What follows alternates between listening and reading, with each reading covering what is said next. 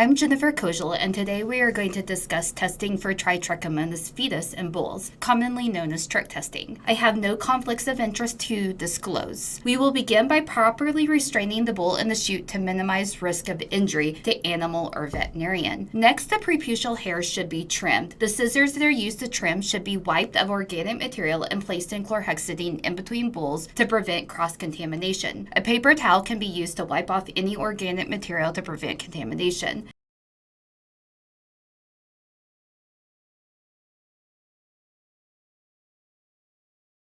The trick testing device is inserted into the opening of the preputial orifice and directed caudally to just cranial to the preputial fornix. The hand not holding the pipette can be placed on the sheath to increase contact between the device and the preputial epithelium. The collector should make 10 to 20 back and forth searching motions, moving the end of the collection device within the preputial cavity. Negative pressure can be placed on the syringe to increase collection of the organism.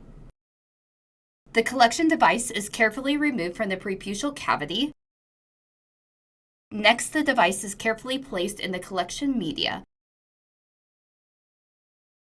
The media may be swirled around the device to remove any organisms and preputial smegma that was collected. The fluid should be cellular upon completion with lack of blood or organic material. Urine contamination may lead to false negative results and should be avoided. The media container is properly closed, and the bull's permanent identification and all information requested from the lab should be placed on the container. Following the lab's recommendation, samples should be expedited to the lab for best results.